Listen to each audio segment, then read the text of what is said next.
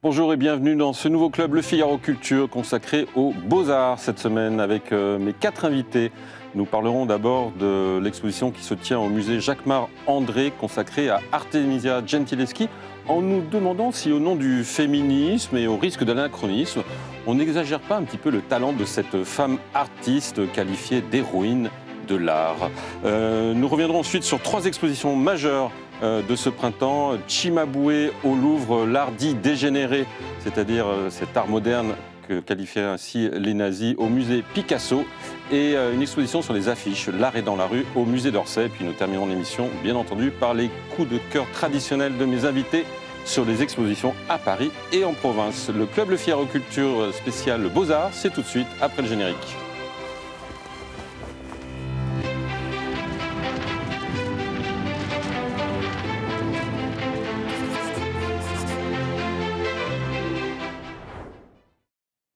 Bonjour Éric Biétry-Rivière. Bonjour. Vous êtes grand reporter au service culture du Figaro. Bonjour Léopoldine Frère Jacques, vous êtes journaliste culture à l'hebdomadaire Wagner's Actuel. Bonjour Bénédicte Bonnet-Saint-Georges, vous êtes rédactrice en chef de la Tribune de l'Art. Tribune de l'Art qui est dirigée par Didier Rickner, qui vient de publier un livre absolument remarquable, où vous apparaissez d'ailleurs. C'est pas pour ça qu'il est remarquable, mais il est aussi pour ça. Mauvais genre au musée, aux éditions des Belles Lettres, consacrées un petit peu au mouvement du wokisme dans l'art. C'est absolument passionnant. Bonjour Stéphanie Belpech, vous êtes journaliste, reporter culture au Journal du Dimanche. Vous êtes tous les 4 des habitués de cette émission. Je suis ravi de vous retrouver. On va commencer cette émission en évoquant cette artiste femme du XVIIe siècle, Artemisia Gentileschi, qui n'est pas du tout une inconnue. Il y a même eu des films sur elle, tant sa vie est assez extraordinaire, il faut bien le dire. Son art l'est-il autant? C'est la question que je voudrais qu'on se pose, puisque cette exposition met en avant justement cette femme en considérant qu'elle a été un petit peu invisibilisée d'une certaine manière, et que c'est une représentante un peu du féminisme à son époque. Est-ce qu'il ne s'agit pas d'un anachronisme? L'exposition s'appelle Artemisia, héroïne de l'art, au musée Jacquemart-André. Peut-être pour commencer, Éric Biétry-Rivière, est-ce que vous pouvez nous resituer l'œuvre réelle de cette artiste, et si vous la considérez vous-même comme une très grande artiste? C'est une très bonne caravagesque. Est-ce que c'est la première des caravagesques? Ça, c'est une autre question.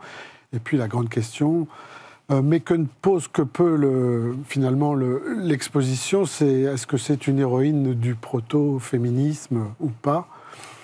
On y reviendra. Présentons-la.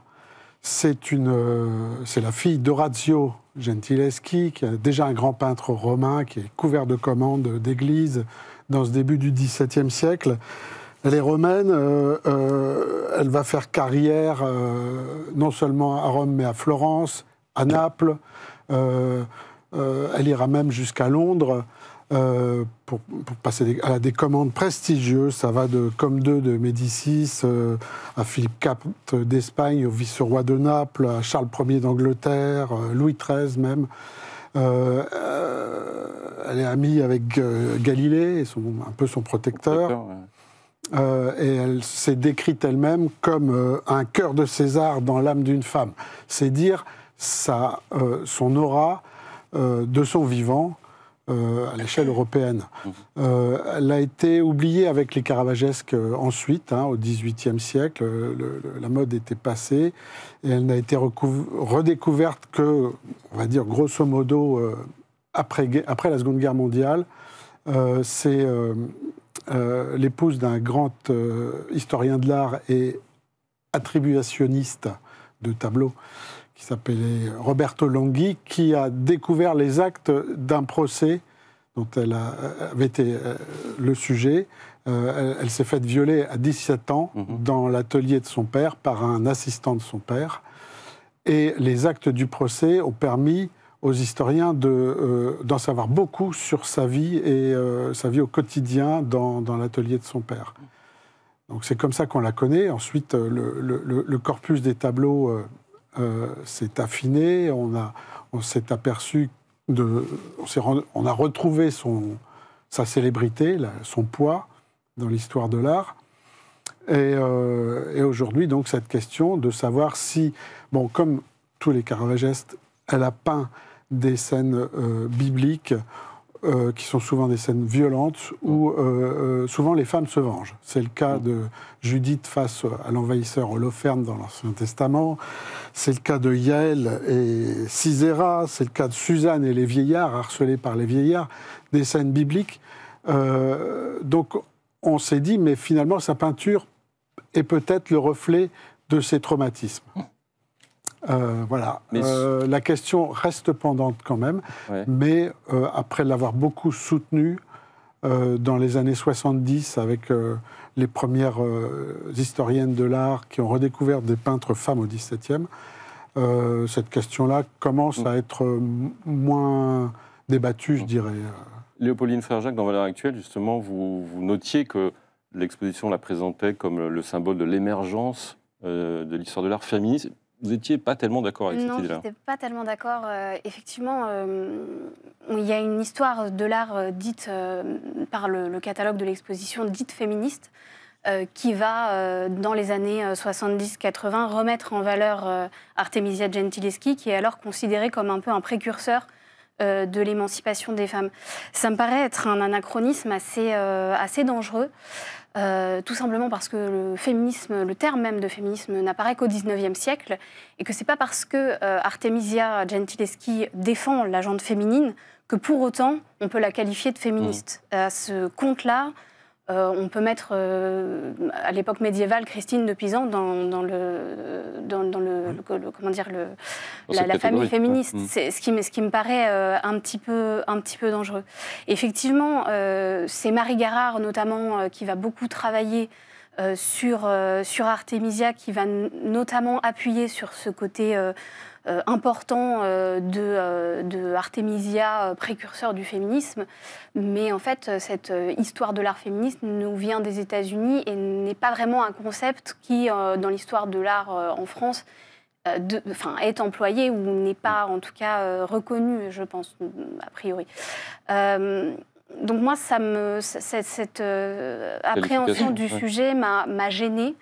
Et j'estime qu'effectivement, Roberto Longhi, qui redécouvre, qui fait un article sur Artemisia et son père dès 1916, si je ne m'abuse, a déjà soulevé l'importance de ce peintre méritait aussi quand même d'être cité, ce qui me semble n'est pas le cas dans l'exposition. Donc je suis un petit peu déçue par ce que je pense être un anachronisme, voire un abus critique. Et dont nous avertissait déjà en 2012 l'exposition du musée Mayol, en disant attention, cet artiste peut faire l'objet de telles récupérations. Et je trouve que c'est un peu dommage parce que finalement en 2012 on pointait du doigt cet écueil et aujourd'hui on tombe un peu plus dans cet écueil. Pas l'exposition quand même. Le catalogue est plus, le catalogue de l'exposition est peut-être plus marqué que l'exposition même. Mais Bénédicte Bonnet-Saint-Jean, est-ce que c'est pas parce qu'elle a une vie objectivement assez extraordinaire que ça finit par prendre le dessus sur son œuvre qui est réelle? Alors oui, d'autant plus qu'elle n'est pas la seule femme artiste du XVIIe siècle. Or, c'est pourtant elle qu'on remet toujours sur le devant de la scène, alors qu'il y en a bien d'autres. Il y a Lavinia Fontana, il y en a un certain nombre d'autres qui n'ont pas eu cette vie-là. Donc, on les met de côté. Et ce qui m'agace un peu, c'est que dans cette exposition, et notamment effectivement dans le catalogue, c'est la vie d'Artemisia Gentileschi qu'on remet à chaque fois en avant. Et il me semble que, encore une fois, je crois qu'on rendrait service aux femmes artistes en cessant de dire qu'elles sont des femmes. Parce qu'on n'arrête pas de dire, regardez, c'est une femme, elle a peint cela, regardez, c'est une femme. Mais justement, parce que c'est plus compliqué pour elle de s'imposer sur la scène artistique, eh bien, rendons-lui justice et regardons ses peintures. Oui, mais ce qui est vrai, c'est ce que dit Éric Rivière, c'est que son viol a quand même influencé énormément son travail. Alors, oui et non. Oui et non. La violence. Alors, oui et non. Parce que, par exemple, Suzanne et les vieillards, qui est l'un des chefs-d'œuvre de l'exposition, a été peint avant son viol et en collaboration avec son père. Donc, même pas si voilà. En plus, ses plus beaux tableaux ne sont pas en collaboration avec son père, c'est quand même, il faut le noter. Et accessoirement, dans l'exposition, il y a le choix notamment de 2 tableaux qui, moi, me gênent énormément, qui sont justement Judith et Holoferne et Yaël et Sisera, qui représentent 2 femmes de la Bible, 2 femmes fortes qui tuent un homme et pour défendre le peuple d'Israël. Et donc on l'interprète comme la peintre qui se venge de l'homme, voilà. Mais ce qui est scandaleux dans cette histoire, c'est qu'on a choisi des peintures qui ne sont pas de qualité. C'est-à-dire que la Judith et Holoferne, c'est une copie de l'original. Donc l'original, qui est beaucoup plus beau, est resté dans son musée. Et là, on nous présente une copie qui n'est pas d'Artemisia. Donc c'est pas son avantage. On ne regarde pas sa peinture, on regarde l'iconographie du tableau. Et pareil, Yael... On nous explique, ah oui, ce tableau a été beaucoup repeint, donc finalement, il a un peu mal vieilli. Et donc, en fait, ces deux tableaux sont choisis juste pour leur iconographie et absolument pas pour mettre en valeur le peintre. Et, or, c'est un peintre. Et mon Dieu, regardons sa peinture et rendons-lui justice en regardant sa peinture. Et accessoirement, le musée Jacques Marandré a un espace consacré aux expositions temporaires qui est tellement réduit que le nombre des œuvres sont très limitées.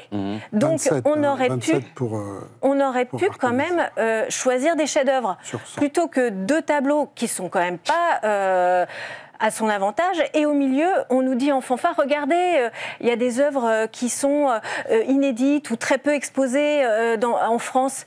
Oui, mais peut-être qu'on aurait pu choisir les chefs-d'œuvre parce que là, ce qu'on voit, on frôle quand même la croûte. Il y en a qui n'entraient même pas dans le musée aussi. Voilà, leur taille. Non, mais par exemple, il y a deux Cléopâtres qui sont très Mochassonnes, hein, vraiment, pour le coup. Et donc, on en ressort en disant, ah bon, bah, donc c'est quand même un peintre très inégal. Et c'est pas parce que les femmes sont rares qu'elles sont forcément géniales. C'est ce qu'on en conclut. Donc, voilà. Stéphanie Belpech, vous serez le juge de paix de ce débat. Non, mais il ne faut pas oublier que, justement, le procès pour viol, l'accusé a été condamné. Il ne faut pas l'oublier, ça. Donc, qu'elle soit récupérée comme un exemple féministe aujourd'hui, c'était une des premières victimes. Ça a été attesté. Oui, elle a même été torturée pour être sûre que ce qu'elle disait... Exactement, mais sauf que la peine n'a pas vraiment été appliquée parce que je crois qu'il était proche du pape. De Borghese. Ils se sont arrangés, bien évidemment. Mais là, pour le coup, alors, quand on parle de ces deux œuvres... alors, moi, personnellement, elles me réjouissent parce que je me dis qu'elle avait le sens de la fête, cette femme, quand même. Et du suspense. Ah là, je sens que vous allez parler résilience, là. Et du suspense, parce qu'en fait, à chaque fois... on se dit, qu'est-ce qui va se passer après? Alors, il y en a un qui va se prendre un clou dans la tête et l'autre qui se fait décapiter. C'est quasiment de la peinture gore, en fait, qu'elle fait. Donc, je la trouve assez puissante, assez avant-gardiste. Et enfin, voilà, elle est très audacieuse. Et il ne faut pas oublier non plus qu'elle a fait des nus de femmes avec de la sensualité. À l'époque, c'était pas évident quand même. Beaucoup de sensualité. Mais ouais. C'était même unique, ça, pour le coup. Les nus féminins par une femme, c'est unique. Hein, tout à fait. À cette époque-là. Pour autant, si on veut vraiment défendre cette personnalité, il faut quand même dire qu'elle a eu énormément de succès en son temps. Donc ça n'est pas une femme... oppressée, etc. Elle a quand même peint, vous parliez d'un nu de la Casa Buonarroti notamment, qui est une œuvre qui est rarement montrée pour le coup, et qui, pour laquelle elle est payée beaucoup plus que ses confrères. Elle connaît un succès fou à son époque, donc on n'est pas... c'est après qu'elle a été un peu oubliée d'une certaine manière. En fait, au 19e, au 18e, au 19e, on perd le goût pour cette peinture. Elle revient au début du XXe siècle. Ça n'est pas à mon sens, ça n'est pas parce que c'est une femme qu'on l'a mise sous le tapis. C'est simplement parce que le goût a changé.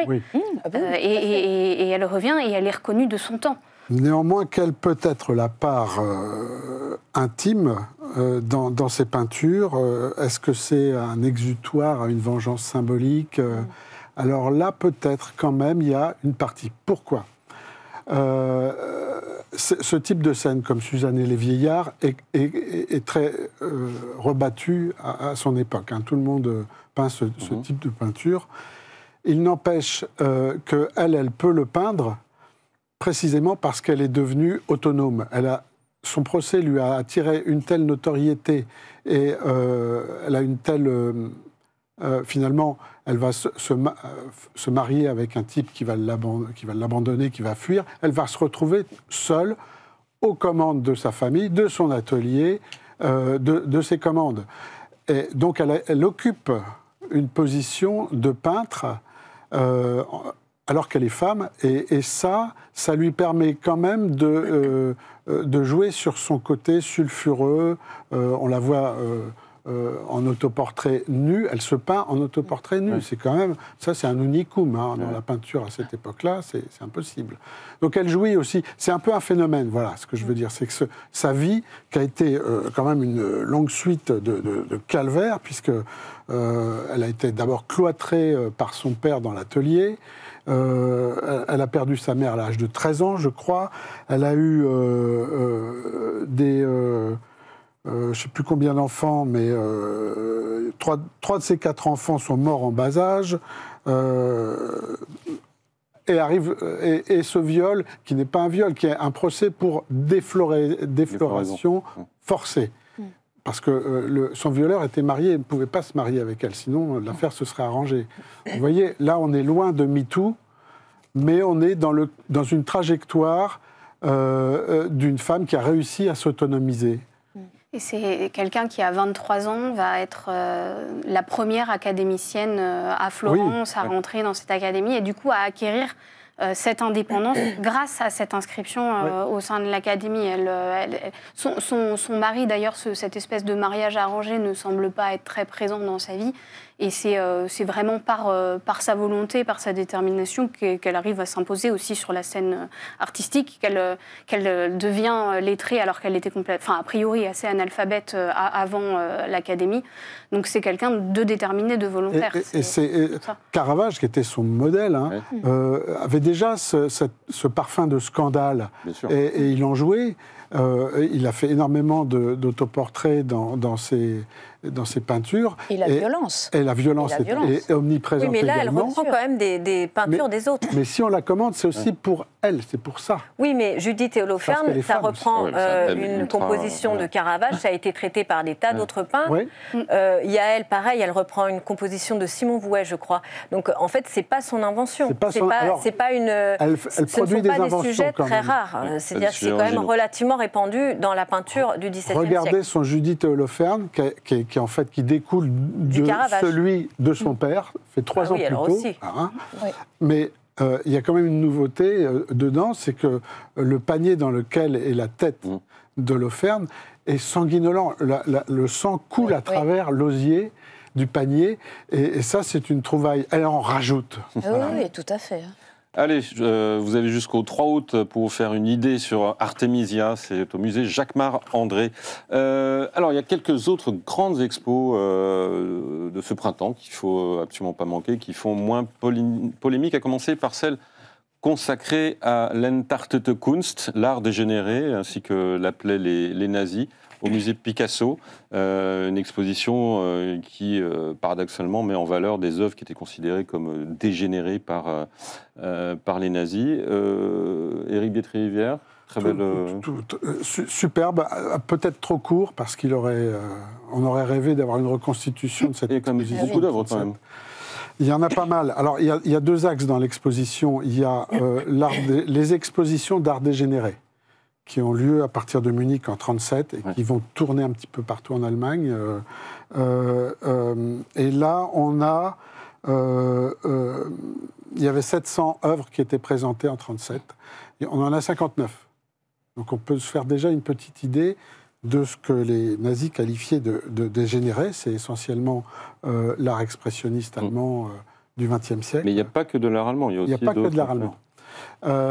Et l'autre volet, c'est cette politique de retrait d'œuvres qui sont dans les musées publics, qui vont être soustraits à leurs conservateurs et vendus sur le marché noir, marché gris, marché international. On en a retrouvé encore récemment et elles sont montrées. Ça a été la collection Gurlitt et il y a eu une saisie en 2020, un peu avant. Chez ce monsieur qui est mort maintenant, qui était le fils d'un galeriste et qui avait pour tâche d'écouler ces objets saisis dans les musées publics, encore une fois. Donc là, ce sont des milliers et des milliers d'œuvres qui sont parties. Bénédicte ? Oui, alors justement, moi j'ai été très étonnée qu'il n'y ait que 60 œuvres. Parce que, un peu court. Ouais. Oui, on nous annonce que l'exposition de Munich de 1937 présentait 600 œuvres. C'est énorme. Et donc là, je suis ressortie de cette exposition avec tout un tas de questions. Pourquoi ces œuvres ont-elles été choisies par le musée Picasso? Pourquoi les œuvres qu'on voit ont-elles été choisies plutôt que d'autres? Il n'y en a que 60. Où sont les autres? Pourquoi celle-ci? On ne comprend pas le choix, parce que c'est quand même pas énorme, 60 œuvres. Donc, est-ce que ce sont les œuvres les plus belles? Est-ce qu'il en reste beaucoup plus ou pas? Là, pour le coup, le choix n'est pas justifié. Ce qui, moi, me gêne un petit peu. Par ailleurs, les œuvres sont majoritairement des œuvres qui étaient visibles en 1937, mais pas que. Et ça encore, c'est-à-dire c'est-à-dire que dans l'exposition du musée Picasso, on nous présente des œuvres de l'exposition de 1937, mais aussi certaines œuvres qui ne figuraient pas dans l'exposition de 1937. Depuis 1933, on se polie, enfin les musées sont vidés des œuvres. En fait, c'est pas assez distinct. C'est-à-dire qu'on voit des œuvres, et par exemple, toutes les œuvres de Picasso qui sont visibles dans cette exposition du musée Picasso n'étaient pas présente dans l'exposition de 1937. Et donc on en vient à se demander, mais alors quelles étaient les œuvres de Picasso visibles en 1937 ? Parce que celles qui ont été choisies au musée Picasso illustrent d'un côté la notion de dégénérescence qui se développe à partir du XVIIIe siècle, et de l'autre le marché de l'art des nazis qui vendent des œuvres. Voilà. Donc le propos n'est pas très clair dans le choix des œuvres et dans leur présentation. Et accessoirement, il me semble que, en fait, quand on voit cette exposition, on se dit, alors en fait, en 1937, les nazis ont réuni des œuvres d'art moderne et les ont présentées. Et finalement, c'était un peu une promotion de l'art moderne, puisqu'ils sont tous réunis. Et puis alors là, il y a les plus grands. C'est-à-dire c'est-à-dire que Otto Dix, Kirchner, oui, voilà, Nold, ils sont tous là. Et donc, on se dit, mais donc, c'était présenté comme ça. Et donc, ce dont on n'a pas conscience dans cette exposition, c'est que non, ces œuvres étaient accompagnées de grands slogans, de moqueries sur les murs, d'insultes, etc. Et il y avait un choc qui fait qu'elles étaient clairement dénigrées. Or, on inspirait le dégoût aux spectateurs. Oui, absolument. Et ça, on ne le perçoit pas. Il n'y a qu'une petite vidéo, mais petite, il faut faire attention, qui qui montre l'exposition de 1937, où on voit. Mais si on ne voit pas cette vidéo, on n'a pas conscience de la manière dont elles étaient présentées. Et autre regret, après j'arrête... Pour comprendre le choc de cet art dit dégénéré, il aurait fallu présenter en parallèle la grande exposition de l'art allemand qui a été présentée à peu près à la même époque, qui présentait le goût des nazis, les goûts artistiques des nazis. Et là encore, pour montrer le goût pour l'académisme, pour l'harmonie, le corps, la célébration de la race allemande, en fait, finalement. Et ça, on ne le perçoit pas du tout, à part, encore une fois, une petite vidéo rapide. Mais il faudrait peut-être un musée un peu plus vaste. Alors certes. Mais... Vous êtes d'accord, Stéphanie Belpech, ce petit regret que vous le partagez? Oui, mais après, moi, c'est vrai que... Alors, peut-être parce que je m'étais documentée en amont de la visite, du coup, j'ai pas eu trop ce genre d'obstacle, où on se rend compte qu'effectivement, cette purge au sein des musées allemands est organisée méthodiquement à partir de 1933 jusqu'à la fin de la guerre. Mais en fait, les listings, ils ont bien du mal à les faire parce qu'il n'y a aucun critère, finalement. Oui, c'est ça. C'est tout ce qui... C'est pas le sujet des tableaux. C'est tout ce qui contrevient à l'idéologie du national-socialisme. Mais en fait, il y a beaucoup de choses, c'est à boire et à manger. En fait. Si Chagall est condamné, c'est parce qu'il fait un rabbin, ou alors, les Juifs... ou de l'art moderne, de la peinture, de la sculpture. Mais il n'y a pas une définition de la dégénérescence. On peut se demander en quoi Kandinsky serait dégénéré. Enfin, vu comme dégénéré par les nazis. On se dit, si c'est des artistes juifs, peut-être ça rentre dans leur logique, mais en fait, très rapidement, ils ont vu que même un artiste évolue au cours de sa carrière. Donc en fait, il peut faire de l'art dégénéré à un moment, et puis peut-être plus tard, 5 ans plus après... ou un Franz Marc est mort en 1916 en voilà, portant l'uniforme allemand. Mais en fait, moi, ce que j'ai retenu de cette exposition, c'est l'incroyable cynisme, parce qu'effectivement, cette expo, pour moquer, pour dégoûter les gens, voilà, pour dire, regardez ce qu'il ne faut pas faire, il y a eu une partie de destruction aussi, il ne faut pas l'oublier. Et surtout, le cynisme absolu, c'est de vendre au marché à l'international pour participer à l'effort de guerre du Troisième Reich et même à des collectionneurs juifs américains. Oui. Donc ça, c'est quand même... Et ce qui serait en plus donner de la valeur à des œuvres dont on dit qu'elles sont dégoûtantes. Non, mais là, par contre, ils oubliaient parfaitement que... Vous voyez ce que je veux dire? Donc, et donner quand même des exemples très rares dans l'expo, ça c'est vrai, d'artistes qui sont morts de la persécution, comme Otto Friedrich, qui lui a été raflé et emmené à Sobibor, et il y est assassiné. Donc lui, c'est vraiment l'affiche de l'art dégénéré. Voilà. Alors il y a quelques œuvres, et il y a notamment sa correspondance avec Pablo Picasso, parce qu'ils étaient très amis. Ça, c'est très émouvant. Il y a les lettres de sa femme qui dit « Est-ce que vous pouvez faire quelque chose ? Monsieur Picasso, est-ce que vous pouvez faire quelque chose ? Il a été arrêté. » Enfin, là, il y a vraiment des exemples humains quand même. Enfin, moi, ça m'a quand même il y a le silence de Picasso. Ah, il y a aussi le silence de Picasso. C'est-à-dire qu'on nous met des tas de lettres en disant « aidez-nous, aidez-nous », mais... Il n'y a pas de réponse. Tout à fait. Il n'y a pas de réponse, donc on ne sait pas quel est le rôle de Picasso dans ce moment-là. C'est quand même un peu gênant. C'est un peu gênant. Allez, Léopoldine, un dernier mot sur cette exposition. Moi, je partage le regret de cette absence de confrontation entre l'exposition, notamment de 1937, qui avait été construite en fait en antagonisme avec l'inauguration de l'exposition sur l'art germanique. Et je trouve en effet qu'il aurait été intéressant de les confronter. Par ailleurs, cette absence de définition aussi que vous pointiez du doigt est intéressante et soulevée notamment dans le catalogue de l'exposition. Et pour le coup, il y a quelques exemples dans l'exposition de tableaux qui ont été collectionnés par des officiers ou des membres importants du gouvernement national socialiste qui ont été classés art dégénéré. Donc c'est aussi assez amusant de voir que cette absence de définition finalement a porté préjudice à certaines œuvres collectionnées par les officiers du national-socialisme, et même Rudolf Hess, qui collectionnait par exemple Georg Strimpf, écrit... non, alors il a essayé, c'est-à-dire qu'il écrit à Goebbels en lui disant on peut peut-être faire quelque chose pour quand même le sortir de cette catégorie. Et Goebbels lui répond écoutez, on va pas faire ça, parce que si je dois sortir tous ceux qui ont été protégés de cette exposition, je vais devoir la fermer. Donc finalement, cette absence de définition a même étonné certains membres importants du national-socialisme. Tout ce qui est le Der Blue Reiter, le Cavalier Bleu, ou certaines œuvres plus figuratives, notamment qui étaient collectionnées et qui sont restées quand même dans cette définition assez floue de l'art dégénéré. Allez, cette exposition se tient jusqu'au 25 mai, donc au musée Picasso, l'art dégénéré, le procès de l'art moderne dans le nazisme. Quelque chose de beaucoup plus joyeux, c'est cette exposition au musée d'Orsay, l'art est dans la rue, sur l'art de l'affiche à la belle époque, Stéphanie. Oui, c'est réjouissant, à la fois surprenant et logique de la part du musée d'Orsay, de faire une expo que d'affiches, quasiment...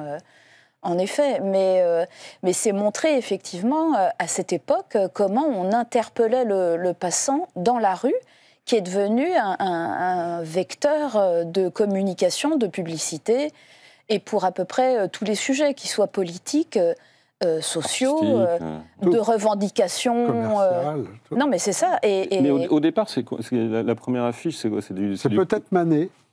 C'est peut-être Manet avec un livre sur Balzac et sur son chat sur une gouttière, qui est tiré en lithographie. C'est peut-être Manet, le premier graphiste publicitaire. Après, ce qui est réjouissant, c'est qu'on cherche justement toutes celles qu'on connaît déjà.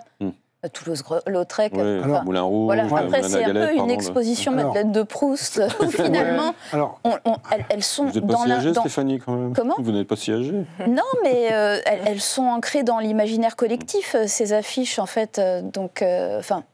Le chat noir, le moulin rouge, on connaît. Alors c'est peut-être le problème de l'exposition, paradoxalement, c'est que donc tout vient de la BNF, de la Bibliothèque nationale de France, et est issu du dépôt légal. Donc on a des affiches qui n'ont jamais été encollées, qui sont toutes neuves, qui ont été roulées précieusement, et on les a déroulées, on a mis des petits aimants. Elles n'ont pas assez vécu pour vous. Et on a l'impression que ce sont des posters. C'est ça mon problème de néophyte de l'affiche.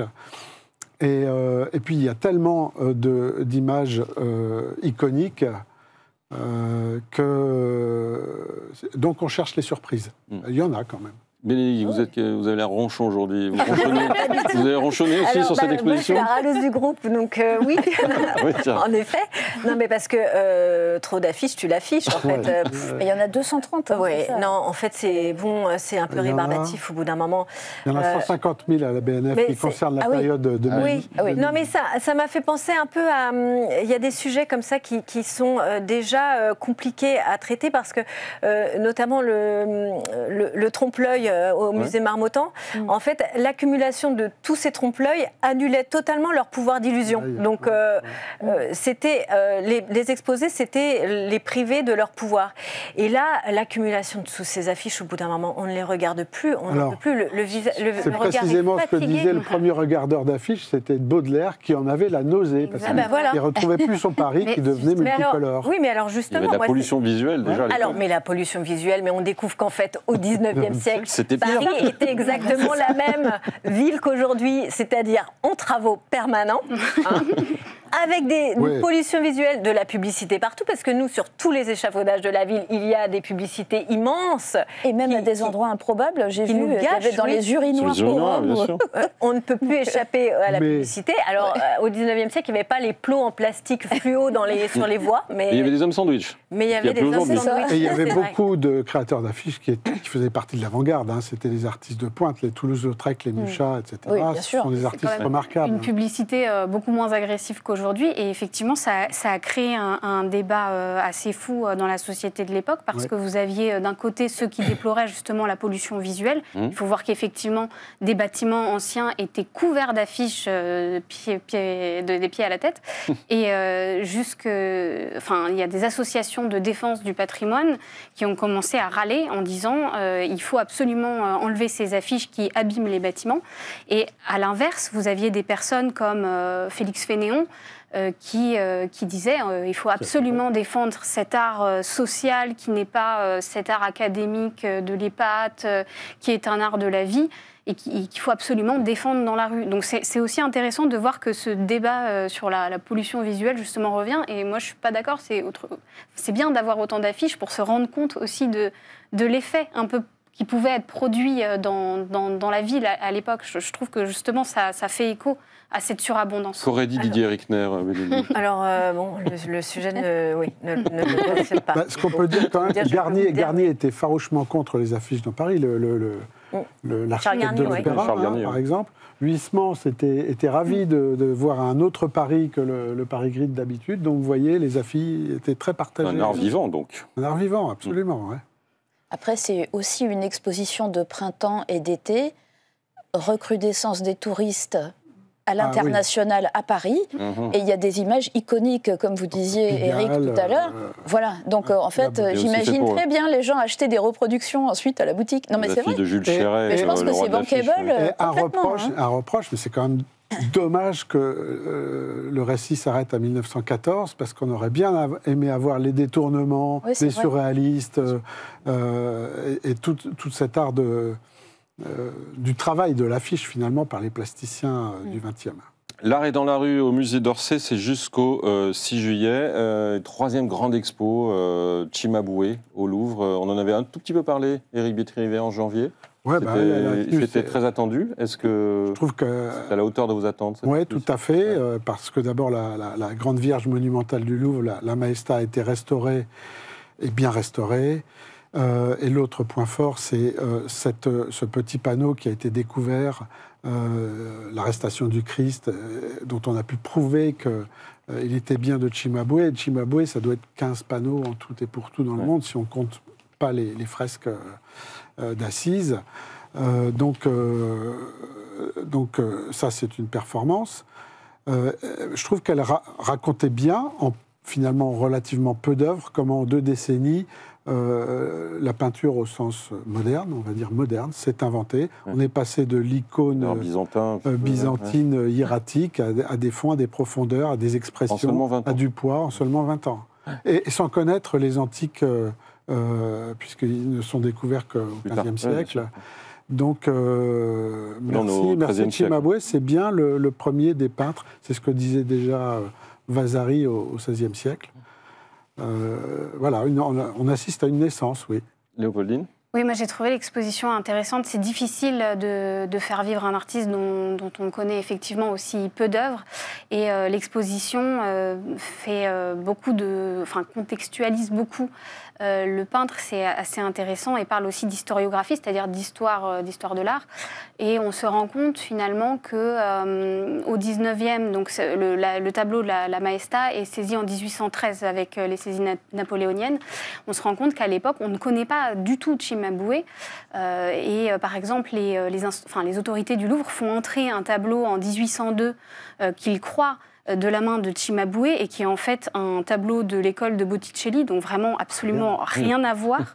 On se rend compte finalement que ils ont l'instinct de voir le début de la peinture occidentale. Ils veulent faire rentrer Cimabue dans les collections, mais ils n'ont aucune prise en fait sur le personnage. On le connaît beaucoup mieux aujourd'hui, c'est incroyable. Un peu mieux. Il reste quand même beaucoup de mystères. Il reste des zones d'ombre. Il reste quand même des zones d'ombre, mais l'exposition lève quand même pas mal de voiles. Effectivement, la dérision du Christ a fait longtemps l'objet de débats d'attribution, notamment avec Duccio, il me semble. Oui. Et donc là, effectivement, on arrive bien à se rendre compte de cette progression sur sa connaissance. Un dernier mot, Bénédicte, vous laissez savoir. Oui, alors je ne vais pas râler. Ah ben voilà, on est arrivé. Donc j'ai trouvé cette exposition absolument passionnante, notamment parce que on arrive dans cette salle et on voit cette immense Maesta au milieu de l'exposition et on se dit...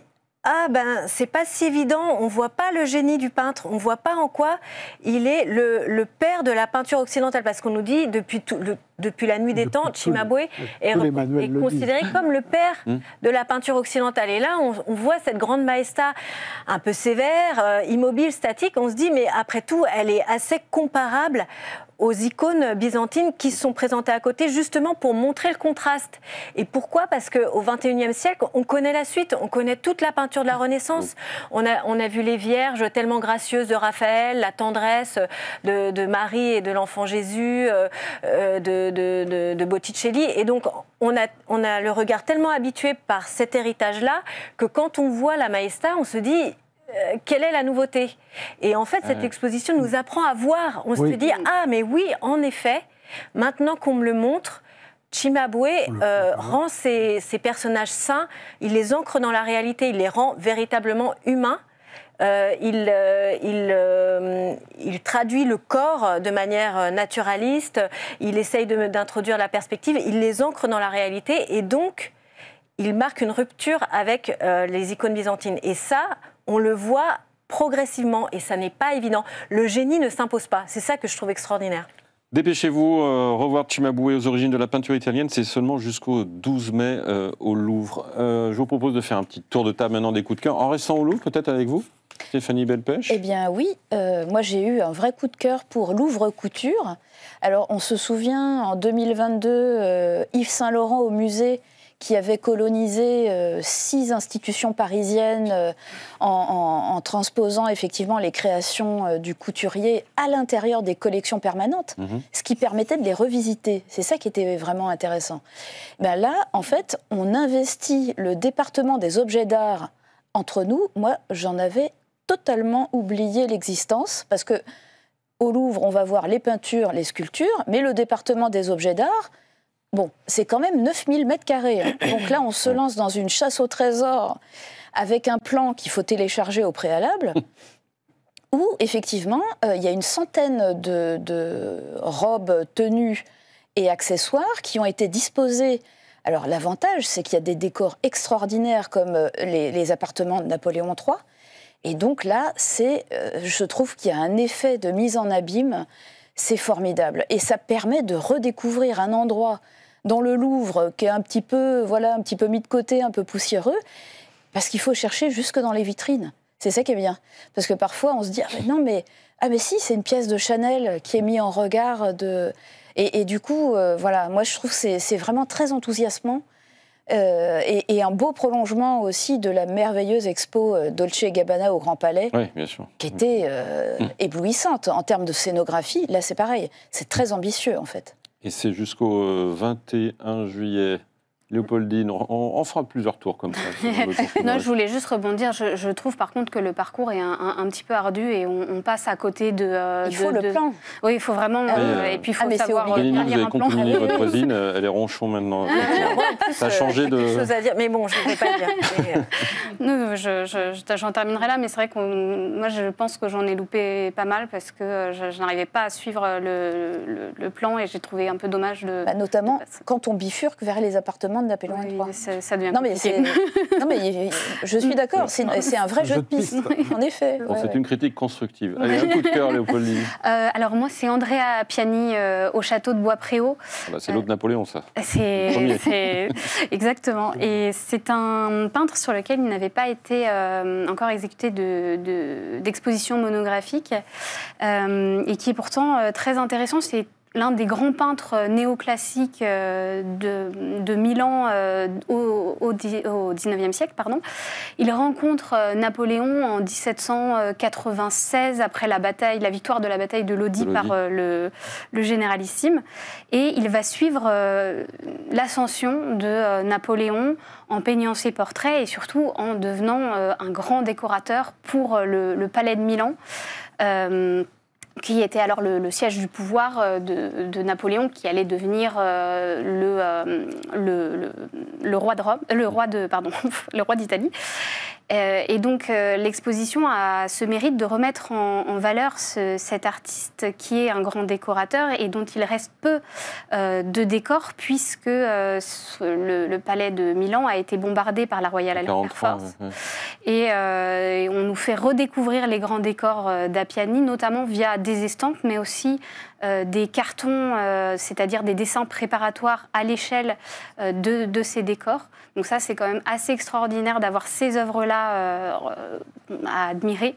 Et par ailleurs, c'est aussi un grand portraitiste, comme l'indique l'affiche de l'exposition, qui va peindre tous les grands officiers de Napoléon, notamment les officiers qui sont morts dans ces batailles, et également les femmes de son entourage, les artistes de son entourage. Donc c'est vraiment une exposition à voir, la première sur l'artiste et le château de Bois-Préau, qui avait quelques œuvres, a donc bien fait de le mettre en avant. Le peintre de Napoléon en Italie, Andrea Appiani, je crois que c'est jusqu'au 28 juillet. Éric Bietri-Rivière, vous êtes allé en Italie, je crois, pour... Oui, je suis été voir, justement, j'avais Artemisia dans les yeux et je voulais voir en quoi elle était la digne successeur de Caravage. Il se trouve qu'il y a une rétrospective Caravage en 24 tableaux, c'est pas beaucoup, mais en même temps c'est énorme pour ce génie. Et j'en ai tiré une leçon sur Artemisia. Artemisia son portrait a été fait par Simon Vouet, on le voit dans l'exposition de Jacques Marandré. Elle a une boucle d'oreille. Alors c'est une petite perle avec un petit nœud de velours noir. C'est exactement la perle de Judith, dans Judith et Holoferne de Caravage. Et donc elle dit par là qu'elle veut être, peu importe qu'elle soit une femme ou un homme, elle veut être dans sa ligne. Le nouveau Caravage de son temps. C'est ça, Artemisia. Cette petite perle nous dit beaucoup de choses. Et c'est au Palais Barberini. C'est au Palais Barberini, alors on est en pleine année jubilaire. Ouais. Il y a beaucoup le pape doit venir, je crois, ce que vous disiez à la fin de votre article. C'est ce qu'espèrent en tout cas les commissaires, mais pas seulement d'ailleurs, je pense que Rome voudrait bien le voir sortir du Vatican un peu. Mais c'est très bien que Rome célèbre le Caravage, parce qu'aujourd'hui on dit c'est un génie sulfureux, voilà, il est démêlé avec la justice, il fait des œuvres extrêmement érotiques, et là il est en majesté à Rome, et ça rappelle à quel point c'est un des plus grands défenseurs de la contre-réforme par son génie, rappelé par un art qui est quasiment photographique, la réalité des humbles qui sont quasiment sanctifiés dans des personnages bibliques. Et ça, c'est merveilleux. Et c'est jusqu'au 6 juillet. Chère Bénédicte, premier coup de cœur. Eh bien, comme nous fêtons Pâques, je me suis dit qu'on passait de la résurrection à l'Apocalypse pour être cohérent. Un raccourci un petit peu rapide, j'espère. C'est efficace. Donc, une exposition sur l'Apocalypse à la BNF. qui est très dense et très riche et qui réunit une grande diversité d'œuvres du Moyen-Âge à l'art contemporain. Et ce que je trouve intéressant, c'est que l'apocalypse, aujourd'hui, le sens du mot apocalypse est dénaturé, puisqu'on l'utilise surtout en ce moment pour annoncer des catastrophes et la fin du monde. Oui, enfin, la révélation, l'apocalypse. Voilà, et donc cette exposition rappelle que le mot apocalypse, c'est une révélation et que c'est un happy end, puisque tout de même, c'est la révélation de la Jérusalem céleste et donc de tous les croyants réunis autour de Dieu. Voilà. Et donc c'est une bonne chose. Alors après, être passé par beaucoup de fléaux et d'épreuves, mais c'est une révélation, c'est la révélation de la Jérusalem céleste. Et donc on nous présente des manuscrits extraordinaires. Je ne sais plus, alors il y a le Béatus de Saint-Sevé, la Bible de Charles Le Chauve, et alors je suis contre le numérique dans les expositions, mais là, les illustrations de ces manuscrits sont repris sur des écrans numériques qui les animent et qui font un peu comme des dessins animés, et c'est assez bien fait et c'est très vivant, parce que souvent les manuscrits et les enluminures peuvent être un peu rébarbatives, et là je trouve que la mise en scène est assez réussie. Et puis il y a il y a la tapisserie d'Angers, il y a des peintures de William Blake, il y a des films, beaucoup d'extraits de films. Le 7e Sceau, par exemple, voilà, enfin, Bergman. Oui. Voilà, et puis de l'art contemporain, bien évidemment, des estampes de Dürer. Et donc le sujet est traité d'une manière très riche et très variée, avec une première partie sur la révélation et puis une deuxième partie un peu plus sur la fin du monde. Ça se passe plutôt mal. C'est jusqu'au 8 juin, donc à la Bibliothèque nationale de France. Un second tour. Commencez votre second tour, si vous voulez. Alors, le dernier sacre, là, moi, je vais parler des arts décoratifs sous la Restauration.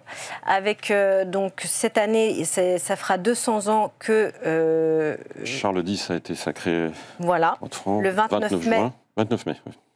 Ça pourrait être le 22 mai, mais non, c'est le 29 mai 1925.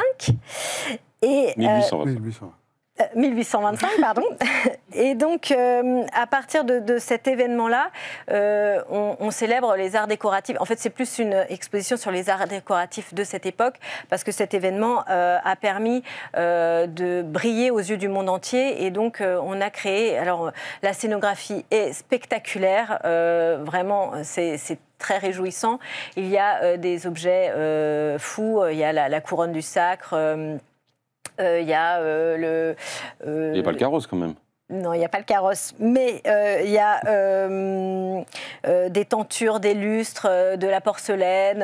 Et donc, on suit la préparation de cet événement dans la cathédrale de Reims, avec une évolution heure par heure des préparatifs jusqu'au sacre lui-même. Et donc, je recommande cette exposition. C'est bien que la période de la Restauration soit un peu remise en avant, parce que c'est une période qui est finalement tombée un peu en désaffection, je trouve, et c'est agréable de pouvoir en reparler à nouveau via cette exposition. Puis alors, il y a vraiment des redécouvertes, des œuvres inédites, il y a tout un travail de reconstitution assez admirable. Et c'est jusqu'au 20 juillet, donc au Gobelin. Oui, au Mobilier National. Et pour compléter, il y a ce livre de Bernard Degout, Le sacre de Charles X, aux éditions Perrin, pour célébrer ce bicentenaire. Stéphanie, un second coup de cœur? Alors, un coup de cœur un peu grave, mais qui est en écho avec l'exposition de l'art dégénéré au musée Picasso. C'est le Mémorial de la Shoah, une grande expo photo sur les nazis qui ont photographié à l'intérieur du camp de concentration d'Auschwitz-Birkenau en 1944, donc quand il était à son apogée, excusez-moi du terme, mais voilà, où ça devient... c'est la solution finale. Et en fait, j'ignorais complètement qu'il y avait eu les autorités qui avaient mandaté 2 photographes sous-officiers SS pour vraiment un travail documentaire du débarquement des trains à l'entrée à la chambre à gaz, et de dire voilà exactement comment ça se passait.